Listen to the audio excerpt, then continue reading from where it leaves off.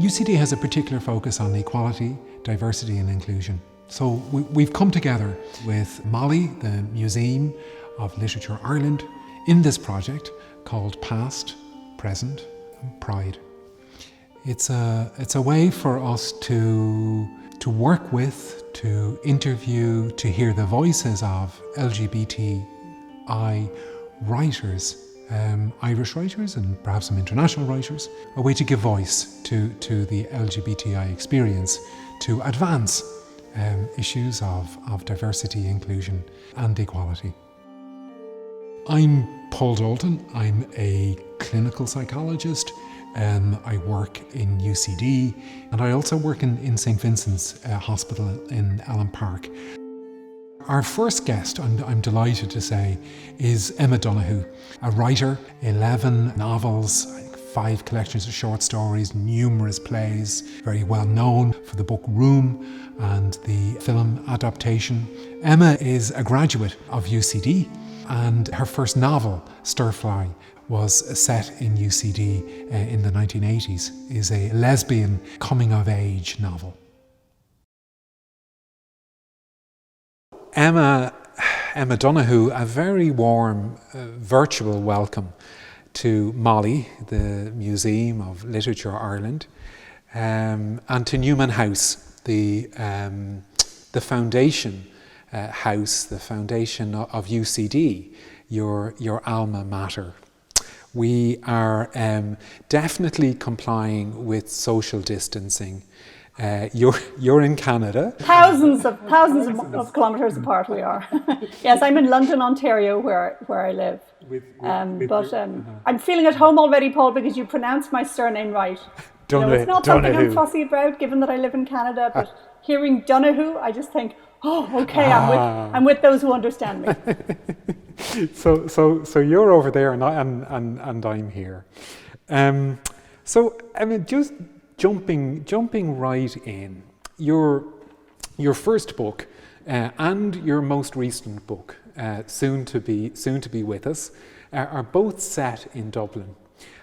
So I was thinking, to date, your writing is almost bookended by Dublin. Your first book and your most recent. And your first book, firstly, you've published, I think, 11 novels and 5 collections of short stories. Your first book in 1994, Stir Fry, set in UCD, it opens with the words, 2 women seek flatmate, no bigots.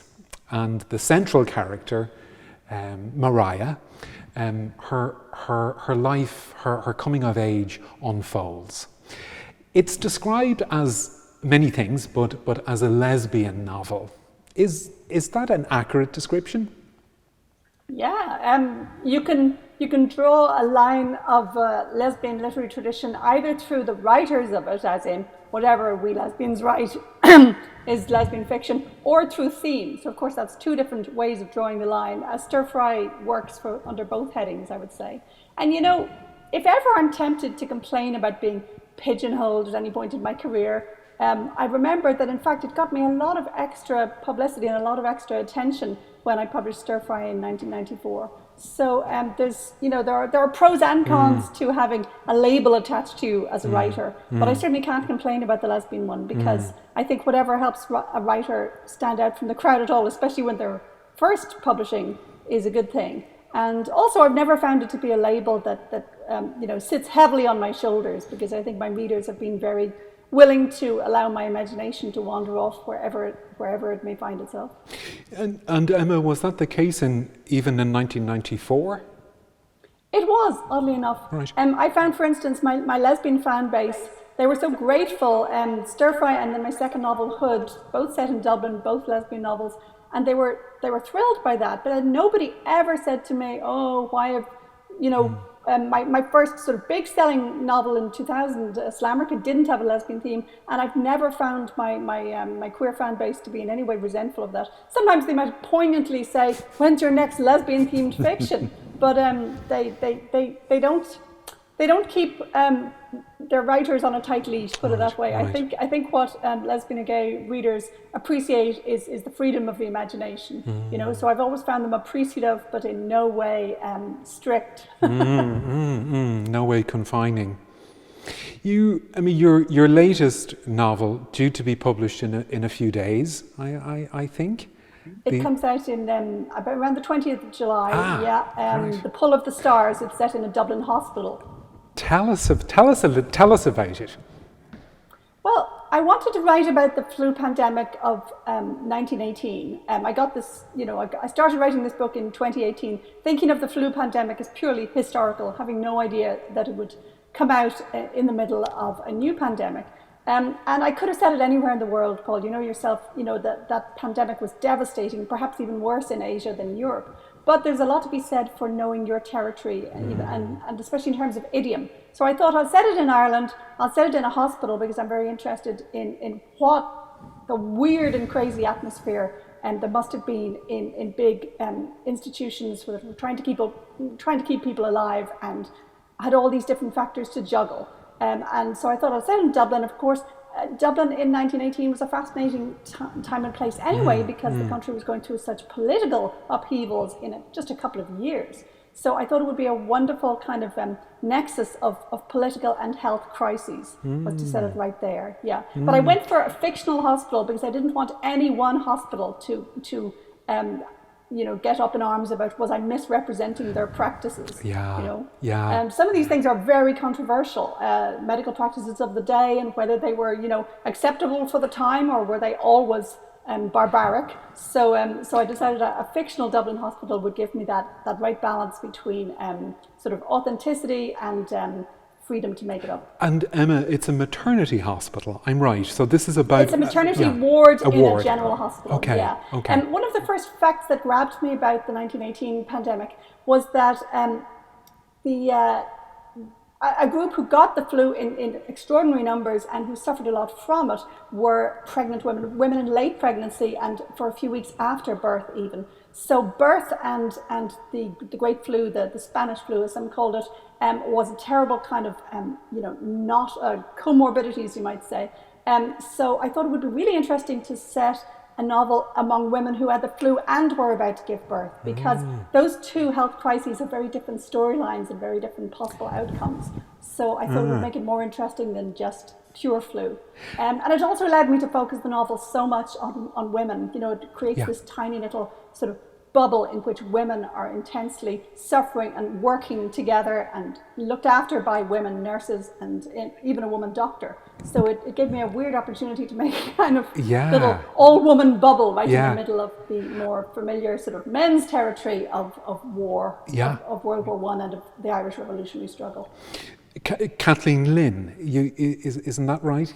We're introduced I was going to use a fictional doctor, but then when I was, researching doctors in 1918 in Dublin, there was Kathleen Lynn, and she's such a fascinating figure because she had fingers in so many pies. She was so committed to the women's struggle, the labour struggle, and then as a result of those, the Irish Revolutionary struggle, and she was busy running around Dublin, running a free flu clinic. Her diaries are very vivid on the sheer hectic urgency of trying to figure out how to keep people alive during the flu. And she was living in a relationship with a woman. I mean, she was a fascinating figure. I just thought she was too good to leave out of the book. So she's my one real character. And the novel is narrated by a fictional nurse called Julia Power. And there's also a third key character who's a volunteer helper, because I wanted to show that whole span, that whole range of people in healthcare, from the lowly cleaners who, as we know, are at just as much risk in crisis or pandemic situations, and then the high status doctors as well. Emma, what we've become very familiar with, the frontline workers in this pandemic. I mean, it must be strange, unusual for you to have done all of this research, to have this book out into the world about a pandemic, in a pandemic. I mean, extraordinary. I've never had a novel become suddenly timely in this way. It feels very strange, I mean, of course, when you write historical fiction, you're always hoping it'll be relevant to today. Of course, when I was writing the novel, the things I had to say about, for instance, the way there's a moment in the book when the nurse Julia says to Dr. Lynn, like, I don't have time for politics, I try and stay out of politics.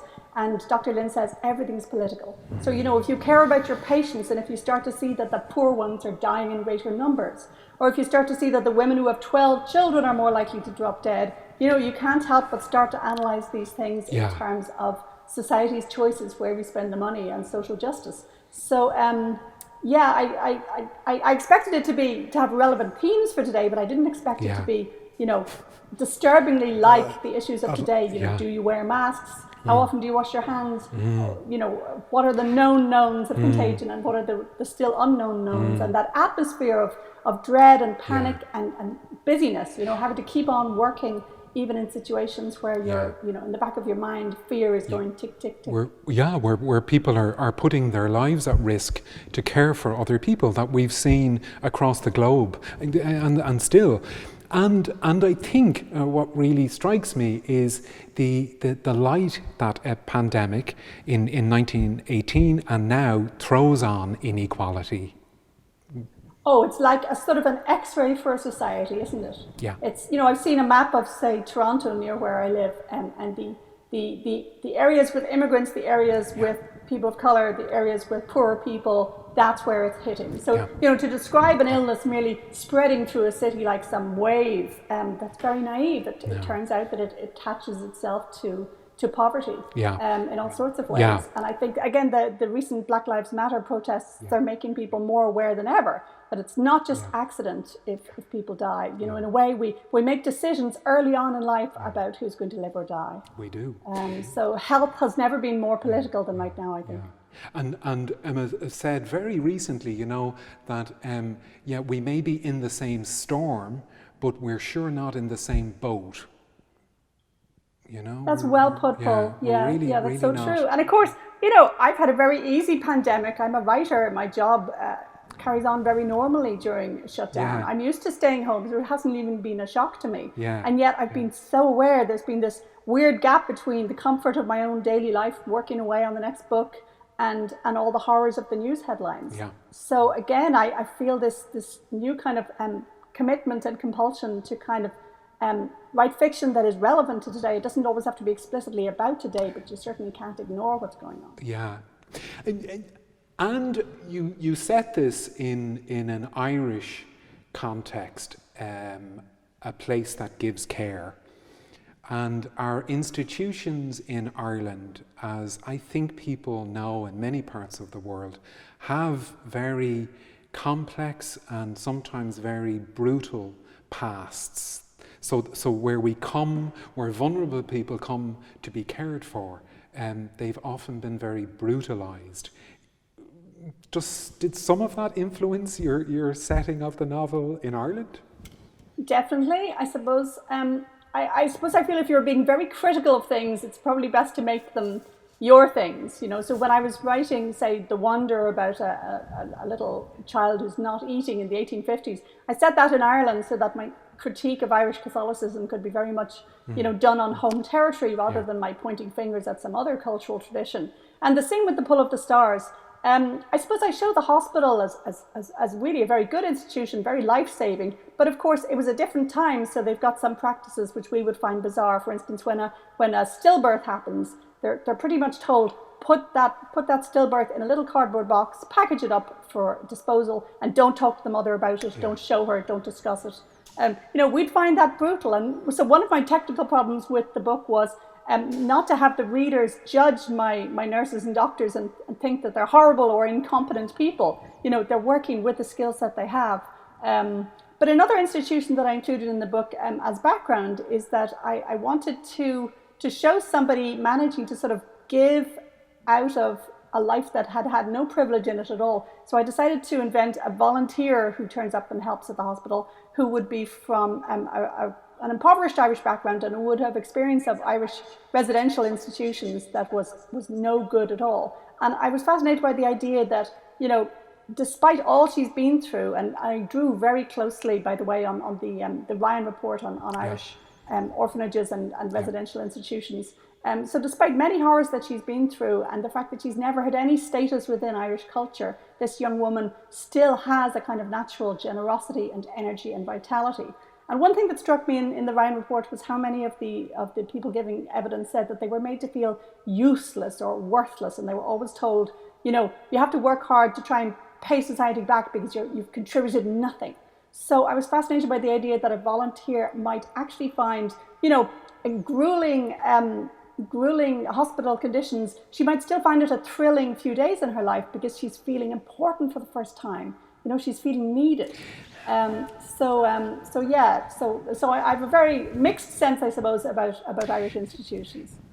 So, you know, Emma, a little like, I was thinking, just like your volunteer in the Pull of the Stars, you know, when COVID-19 began to impact in this part of the world, there was lots of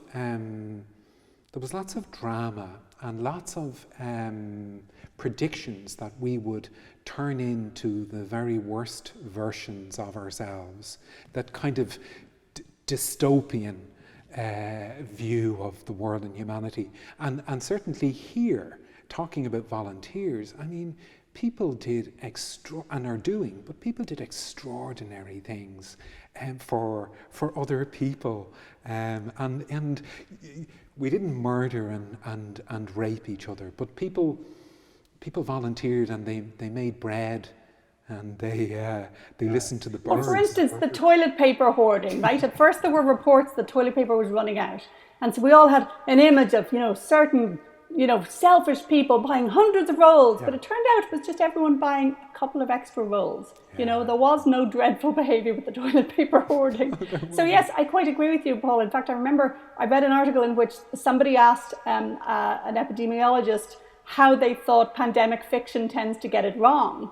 And he said, pandemic fiction tends to show the social order breaking down overnight, you know, instant savagery. And in fact, people tend to behave extremely well and develop new forms of mutual care. So we've certainly been seeing that. There's a huge goodwill. I mean, here when I go out for walks, you know, I'm skirting 6 feet around everyone and everybody's nodding and smiling, and there's been so much practical help of the more vulnerable. I wanted to show a novel in which the flu may be a total horror and the war's going on, but there's also a huge amount of sort of selfless service.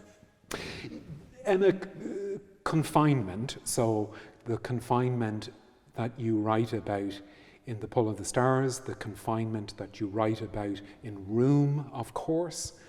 You've written and you've researched a lot about confinement and solitude. I'm wondering a little bit about how did it impact on your life and your family's life over the last few months? I've heard writers and artists say, well, actually, it didn't really impact on me because my life was pretty solitary. But any surprises? How did lockdown treat you all? I've been having a very good lockdown. I felt very lucky, but it certainly made me oddly aware that my usual life is too busy. I mean, I'm a very extroverted writer, so I'm writing alone much of the day, but then I love to do things in the evening to see friends and so on. And I have missed all that, and I've definitely missed things like theatre and live music. But on the other hand, there has been an odd relaxation to it. And I realise I probably was burning the candle at two ends too much. So, you know, it's not that it's going to transform my life, but I certainly have appreciated very much the kind of more relaxed pleasures of, say, for instance, this summer we bought a big inflated paddling pool for the hot Ontario summer. So, you know, sitting around in the pool, squirting our kids with water pistols. There's a lot to be said for it. You know, low-key pleasures. You said elsewhere that that Room was a meditation on safety versus freedom. And I think a lot of us have been kind of somewhere in the middle of safety and freedom, and some of that kind of the reflection, the kind of existential kind of questions or the value questions that I think I don't know if that's been true for you. We've all been having these questions, and you know, every household in every nation, they're sitting around saying, okay, hang on, is it worth taking this risk to get a haircut, or is it worth risking that I'll do harm to a neighbour by going to talk to her. I remember we wanted to drop off some chocolates at a neighbour's on Mother's Day. And so I swabbed the box with a Lysol wipe, and then I thought she won't know I have. So then I attached a Post-it saying, I have Lysoled this box. So I was trying to do her some good and not do her harm. Yes, and then we're having discussions like, okay, at the moment I'm feeling like our kids have to go back to school, even if it's a risk, because I would feel terrible about keeping them out of school for longer. So there are all these different ways of doing harm and benefit. And I find parenthood in particular really, that's why I wrote Room, because parenthood had really focused my mind on this question of, safety versus freedom. And you have to literally keep the baby from falling off the sofa and yet give the baby lots of stimulus. I think parenthood has been a real gift to me as a writer, because it's really sharpened my focus on those sort of existential and ethical questions. And in a way which is never fixed. There's no final solution, because parenthood is renegotiated every single day. They're a day older and you're a day tireder. Even during lockdown, I've become a more relaxed mother, because I felt I don't want to be squabbling with them about so many things when so many things are forbidden already. So if I can say yes during this lockdown, I do, because the pandemic is saying no to them in so many ways. You've described parenting as probably one of the most important human stories to be told, or that we tell. You do that. You talk about parenting in a way that strikes me as very unsentimental, and really, really good on the grey bits. This it's all grey. But you really, I think you've really given voice to that, to the kind of in-between land, the paradox, the ambiguity of parenting, of relationships. In a way, I think the reason parenting has been such a stimulating subject for me is that I couldn't always assume that I would get to be a parent. Coming out in Ireland, I felt like I was stepping onto the no children route. That's certainly how it seemed in the 80s. And I felt that was worth it to me to say, yes, I'm gay, this is my life, even if it means no kids. So then when, after a few years, I began thinking it might be possible to have children, and Chris and I ended up having 2 of them, it was very much chosen. And also, when there are 2 parents of the same gender, you do a lot of kind of thinking about your roles. None of it is just a sort of natural, oh, of course she will breastfeed and he will cut the grass. You have to think about all of it. So I think perhaps coming to parenting with a queer perspective allowed me to just see it a little bit fresh, and realize, it's not that everybody has to parent. It's one very particular way to spend your time, but it's a hugely rich and interesting way. Here's an example. Our kids call us by our first names, and some people are shocked by this. They think it's disrespectful. But the mammy daddy thing, which I grew up with, we couldn't use those words, so we had to pick other words, and it ended up being our names, Emma and Chris, that the kids use mostly. But that's the kind of thing that you just look at slightly afresh, because you had to think about parenting before doing it. And I've heard you say, Emma, that it's probably been a different experience doing that in Canada, where the law has been on your side. It has, but I don't like to generalise about Canada versus Ireland, because Ireland has changed so much. There may be ways in which Ireland has jumped ahead of Canada. So I wouldn't want to be comparing, Ireland circa 1990 with Canada now. But let's just say that many of the laws did change earlier in Canada. So by the time we were having kids in 2003, we were already able to get, Finn's birth cert modified, so we were both his legal parents. So we have always felt, as it were, safe, getting back to safety versus freedom. We've always felt protected as a family by Canadian law. And that certainly made a difference. Because then you just have the ordinary existential terrors of parenting. You don't have other ones like, will the government take my babies away? And the safety versus freedom, to go back to Room and to go back to Jack, and that granting of his freedom, of his escape, of allowing him escape, if you like, of letting him go, letting go of what we love. I guess as a parent, that's what you do or have to do, is it? Yeah, I think Room worked and touched so many readers just because it's an intensified version of what every parent and every child does. You know, they're always going to grow up and leave you. Just in the case of Room, there's a moment where she has to let it happen all in one go. It's terrifying, but it is what every parent does when they wave their child off to school or see their child making choices that the parent wouldn't have approved of. Yeah, I mean, our son is learning to drive at the moment. I'm terrified every time he goes out there, but there's no way I'm going to stop him. Yeah. You're also really interested, and I think I can say this as a psychologist. It strikes me that you're really interested in resilience, in what kind of keeps people afloat, what makes for human happiness. And as a psychologist, I can say, Emma, we do a really bad job in focusing on deficits, on what's broken, on what's not working properly. And I've certainly appreciated from your work the lens that kind of shifts and says, well, what actually are the ingredients of a happy life, of a meaningful life? Is that something, is that real? Is that, can you say something about that? Yes, I would say there are two reasons for that. I'm very cheerful myself, so I wouldn't be likely to write stories that are entirely grim. They're often very grim in their setup, very morbid, very macabre, but they tend to lead towards the light in some way. But it's also a literary reason.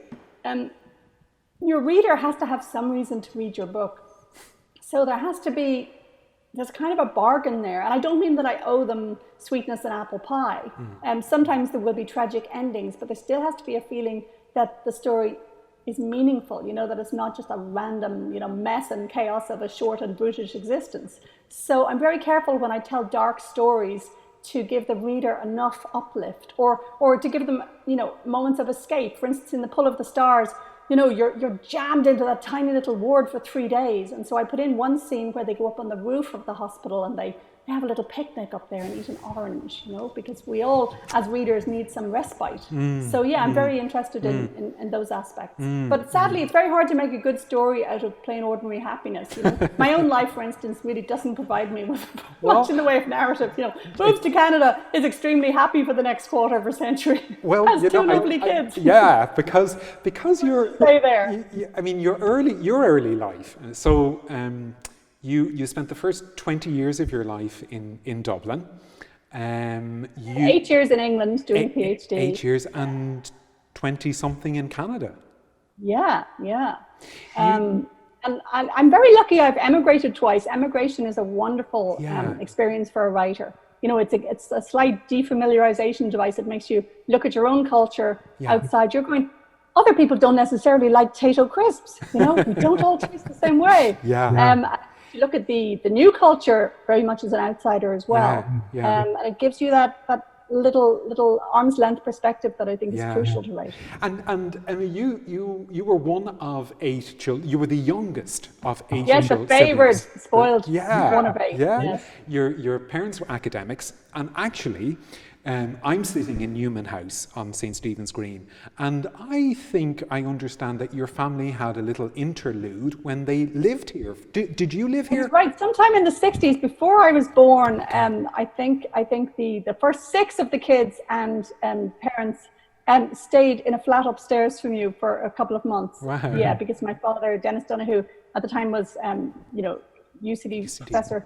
Can't remember his job title in the English department he was. And we were sort of lent a bit of Newman House to live in. You know? So I always, I used to look up at the building. Whenever I'd pass Stephen's Green, I'd look up and kind of go, we lived there. Wow. What fun. And, you know, I'm very fond of UCD in all sorts of ways. I really grew up on the Belfield campus. We lived right beside it. In the 70s, and I would go through that hole in the fence and explore those woods and write Wordsworthian poetry, all inspired by the trees of UCD. It's my home place in so many ways.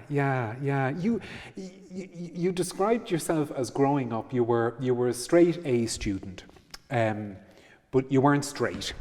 And at about 14, I think you realised that you were gay, that you were lesbian, and I mean, that was in Ireland in 1980s Ireland. Sort of been, 80, 83, 84, Not an ideal setting for it to happen. Wow. But you know, to a writer, it was a gift, because you need something to sort of shake you out of that feeling of, I'm normal, everything's normal, everybody's normal. You know, you need to be jolted.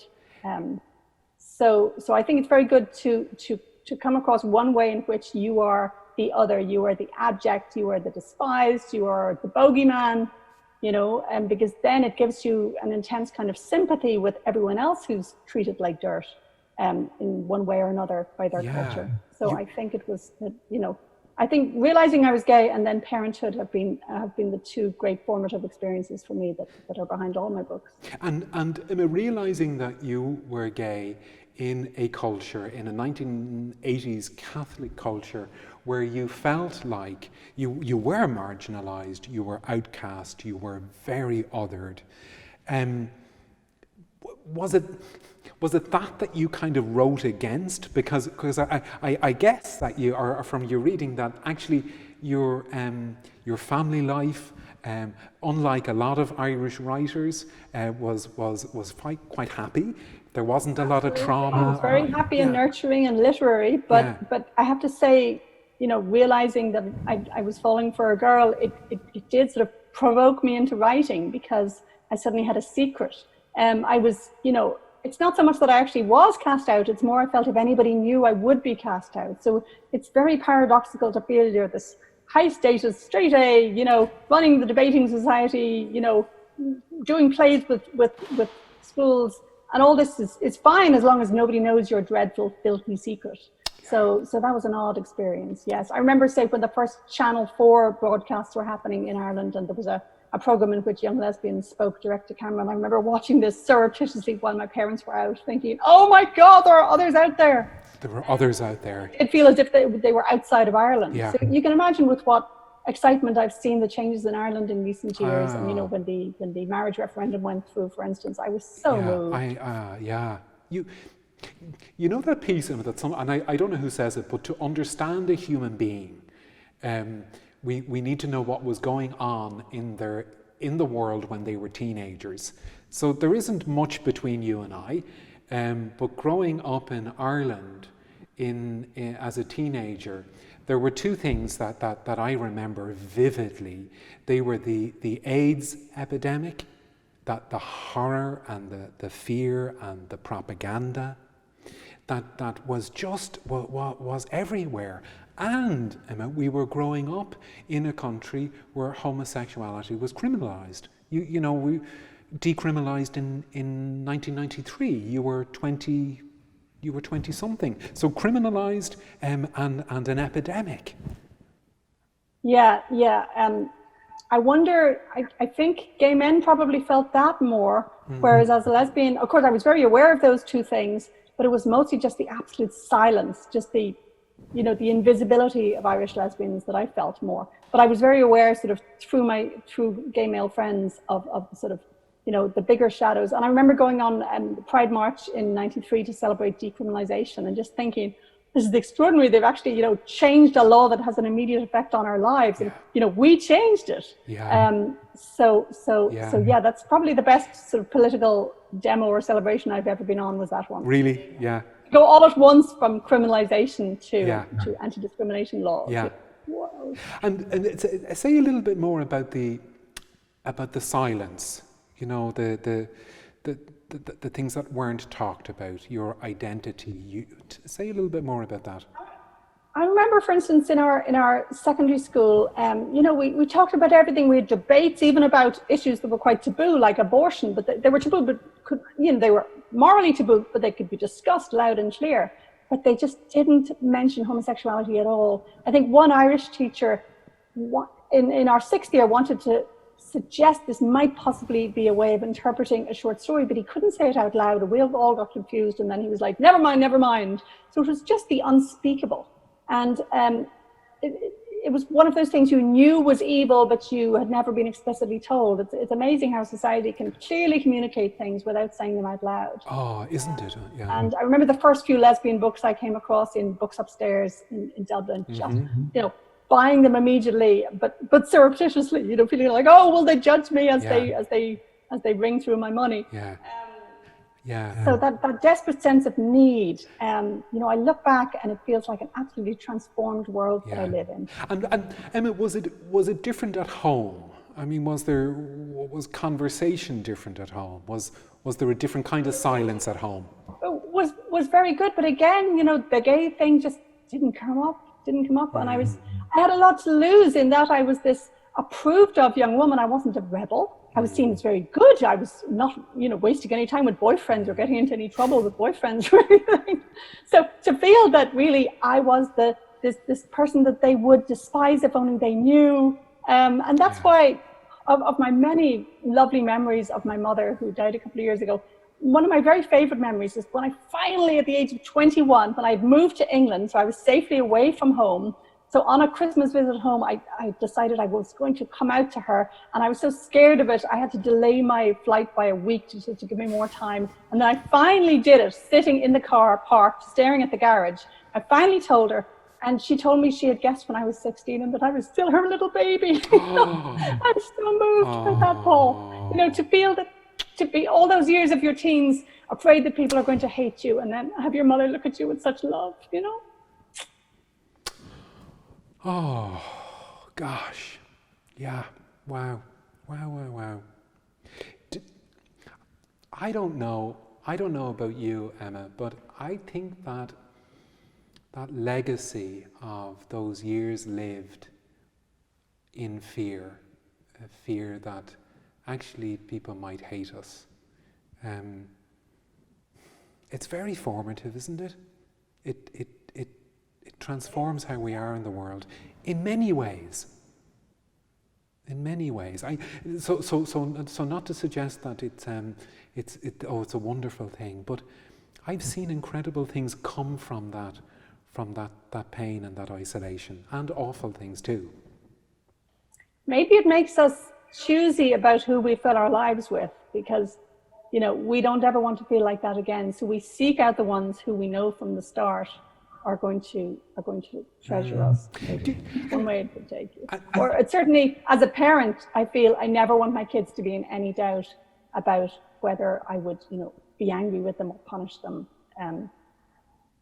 Yeah. I'm jumping a little bit ahead of myself here, but it feels like I'd like to ask you about this now. I think sometimes in your work, I've kind of seen it as a little bit of a Trojan horse, that you write in a way that invites people into different worlds that they mightn't necessarily find themselves in. You write in a way that, if I can say it very bluntly, I think nurtures a kindness, nurtures a kindness.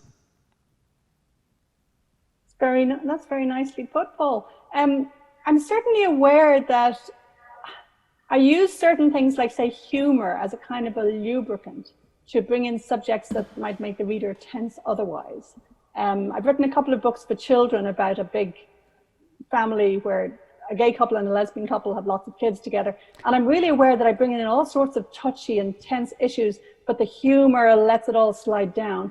And with some of my other novels, I delay information. Yeah, like in several of my novels, for instance, by the end of the novel, there's a same-sex love story, but that's not what I lead with on page one. So I suppose I am aware of getting to kind of lead or lure the reader sometimes into a story that they didn't know they were going to care about. You've said on more than one occasion, and it's something that's really stayed with me. You've said that fiction is a technology to create empathy, or to nurture empathy. Tell me more about that. I was intrigued by that. I don't even just mean its effects on the readers. I'm aware as a writer that if I make a commitment to telling a story from the point of view of character A, I'm going to see it from their point of view, even if they're the baddie, for instance. The process of sentence by sentence saying what's going through the mind of character A, you're with them. So it's very powerful, even in its effects on me. And similarly, the reader is sucked into the mind of that person and will see things as they do.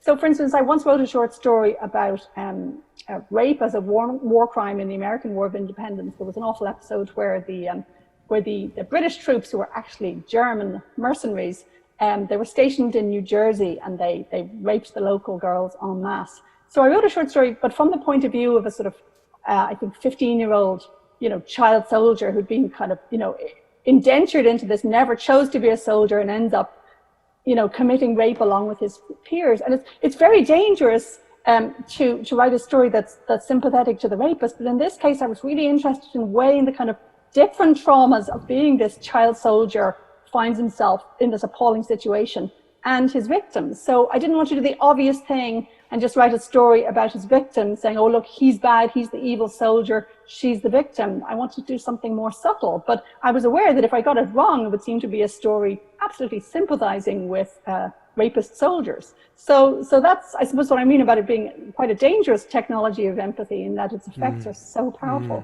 And, reading novels changes people's opinion at a deep down level that no amount of rational argument will do. Yeah, no amount of lecturing, no amount of wonderfully crafted opinion pieces. Fiction has a way in, I think, to the human heart and soul that kind of bypasses our defense systems in some ways. I think. Do you? Yeah. I do. I mean, the parallel that's coming to my mind is, all these cell phone videos of that are being passed around by the Black Lives Matter movement.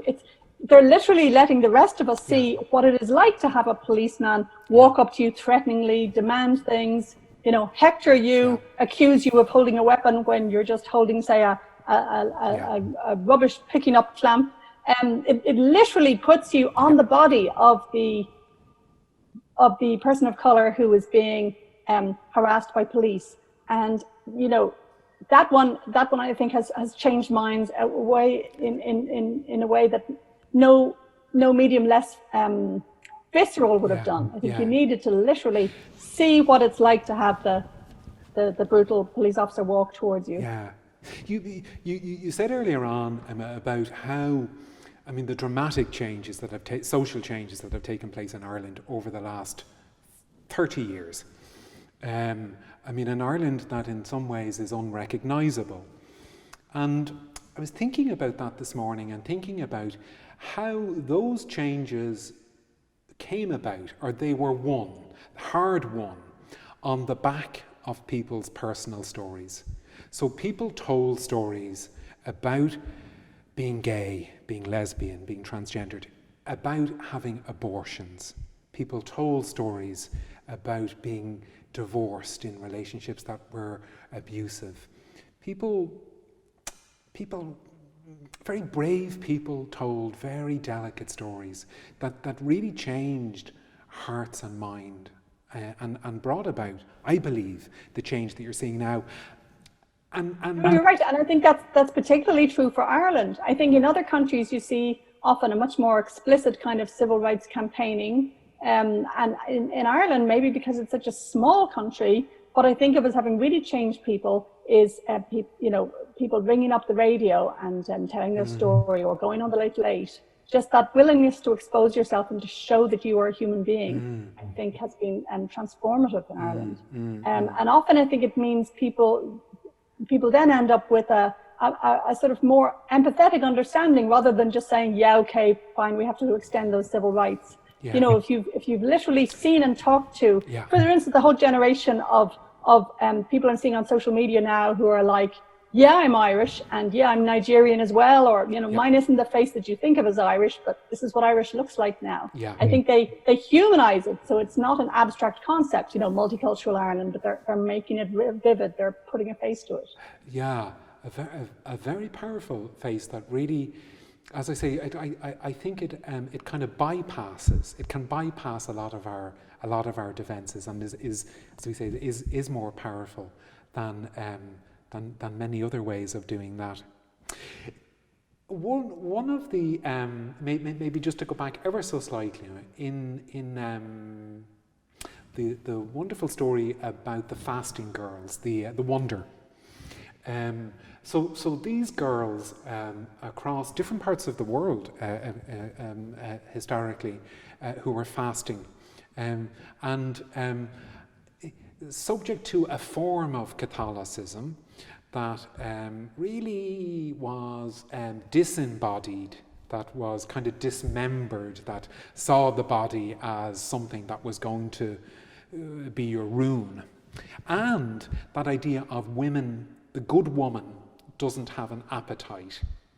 Yeah, it's funny if they're doing this, self-starvation in the year 1700, they're not specifically talking about looking skinny and glamorous, right? But they are talking about being pure, not needing food, being above the body. So this kind of ascetic idea of the good woman is weirdly transhistorical and transcultural. Just after I'd published The Wonder, which was very much focused on, the Catholic storyline of a fasting girl, there was a girl in India who died after a fast of several weeks, and she was of the Jain religion. So it's not just Catholicism, but as I was saying before, if you're going to be highly critical, you should probably stick to your own tradition. And I was really interested in all Catholicism had to offer, frankly, that it, I try and show it as this very uplifting religion for the poor, that they got to say, we are just as important as the kings and queens. The most humble little peasant girl can be a saint. So I'm trying to show that it offered huge amount of support and uplift and solidarity to the poor, but perhaps some of its costs were that it asked them to be pure and self-denying, and it asked those who'd already lost so much to give up more, and contribute more to the building of a church, and to be more obedient. So yes, I wanted to sort of explore the extremes of that by looking at a little girl who decides that God doesn't want her to eat. Yeah, Emma, it's a form of Catholicism and in other organised religions. And without being too dramatic about it, did you get some of that? Did some of that kind of thinking impact on you as a Catholic Irish woman?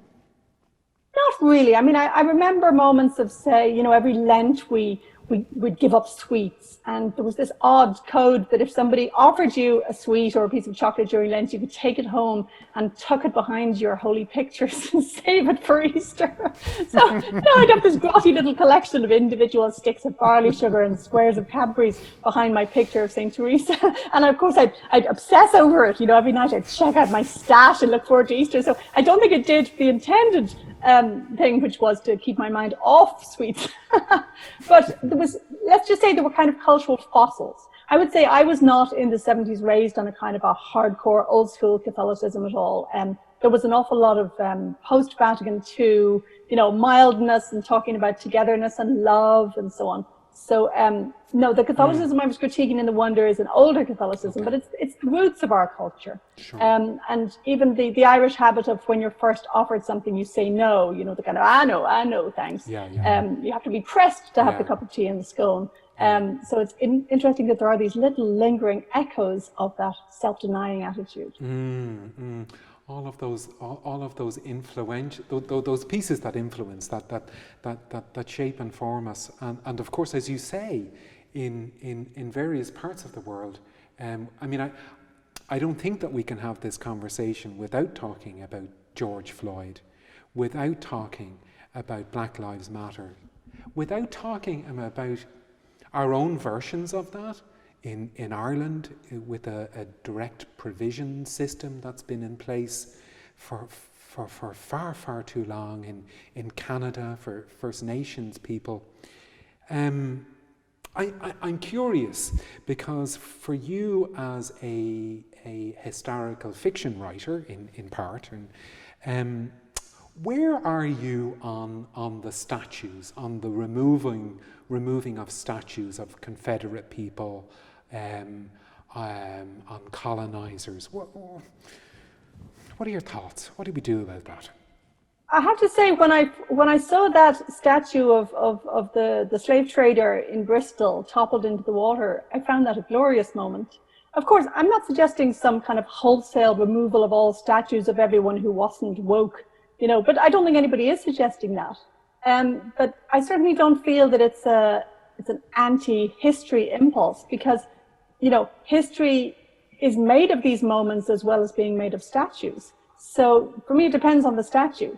We were discussing recently, us and our kids, there's a street in town named for somebody who held, you know, slave plantations, and they were discussing, you know, should that street name be changed? And we were talking about how it'll cost a lot of money to change it, and like maybe use that money for something a bit more concrete. So I noticed a lot of people of color on social media have been saying, okay, could you white people stop obsessing over the surfaces and actually focus on substantial stuff to do with funding of schools and equal access to healthcare and so on. So let's not get too caught up in the symbolic battles. But of course, they can matter too. So yeah, I don't mind if a few statues come down. And that you've been drawn in your work to some of those difficult historical issues, points, those sources that you've been drawn to, that in some ways I think kind of get at the best of humanity and at the worst of humanity. Can you say something about that, or is that the case? I think a key moment for me was my first two novels were, you know, lesbian-themed novels set in Dublin, and then I did a book of fairy tales. But then my first historical novel, I was writing about a servant girl who commits a murder, but I ended up inventing a character of a slave in that book, because I was appalled to realize that in 18th century Britain there were slaves. We always sort of blame the Americans for that. So that's the first time I started being sort of explicitly revisionist and trying to write things into the record of the past which have been left out. And so I would say that my interest in sort of women's history and queer lives has naturally led me to writing a lot about slavery and the history of Black lives as well. Because as soon as, like that moment I was talking about when you're 14 and you realize that you are the other in some way, that should open your mind to all the ways that people are treated as the other. It should give you a huge and committed interest in the lives of others. Now, of course, you have to be aware that you're not always the best person to tell the story. There's been a lot of, you know, rethinking of writers taking on subject matter that doesn't belong to their ancestors, and to what extent you're allowed to do that, and, you know, how much does it matter how you do it. So this is not an easy question, but I would say my writing ever since about my third book has kind of, you know, reached out its hands to histories other than my own, because there are such natural echoes and connections there. I mean, you started to write. I think you said you started to write when you were 8. You wrote a poem, and your first love was poetry. You've been writing since. You've had you're 50 now. And you've had the same agent for more than 25 years, which I think is incredible. It's great. It's like she's a mother figure, you know. Yeah. You bring her everything, you know, your books which are not going to ever get written, maybe, your bad ideas, your books which will be a very obscure scholarly interest, and then your bestsellers. And she sort of welcomes them all. So I found it a very nurturing relationship. Yeah. And has the reason that you write, has the reason changed over the sweep of your writing life? No, I fundamentally enjoy it. I get a thrill out of making stuff up. I mean, I like some parts of it more than others. You know, the beginning is very much like falling in love. So I'm often being wooed away by new ideas. Sometimes it's more of a slog to follow through on the older ideas. But no, I fundamentally find it the most enjoyable way I could spend my days. So even if I might sometimes have additional motives, like, you know, a wish to change the world or something, that's not the primary motive. Right. And there are more direct ways of changing the world. So no, if you choose to do it through fiction, it's probably because you just fundamentally love this particular form of magic trick. I think, Emma, I speak for quite a few people when I say this. I'm very conscious of my colleagues in UCD in equality, diversity, and inclusion, and so many other people. But you're writing, you write in the outliers. It's almost as though you kind of put your arms around the waifs and the strays and the abnormals. You're speaking I think you're speaking some of that unspoken, that silence maybe that you experienced as a teenager, and that really is a very precious gift. Thank you so much. If I do, it's partly because their stories are more interesting, and you could say I'm unscrupulously looking for the best stories wherever I'll find them. And in the stories that our society has left out, there will be more surprise, there will be more that's unpredictable. So I'm always following my pleasure. I'm never putting someone into a book out of feeling of like duty. Must be good to them by including them. No, it's much more like, wow, that's a story I've never heard before. Emma, it's been a real pleasure. From the team here in MoLI, from the team in UCD, in Equality, Diversity and Inclusion, just a heartfelt thanks. You're our first guest on this project, past, present and Pride project, and it couldn't have been better. So a deep, deep heartfelt thanks and appreciation. Same to you. Thank you, all of you, for making this happen. Take good care. Bye-bye. Bye. For me, literature, for me, writers, for me, the arts, in some ways, capture what's often missed in conversation, what's often missed historically when it comes to the lives of people who, for various reasons in this country and beyond, don't experience an equal world, a world that is accommodating, is embracing of diversity, and certainly a world that isn't inclusive. So I feel the arts and literature play a very, very central and important role in advocating for a more equal, a more just, a more diverse and inclusive society.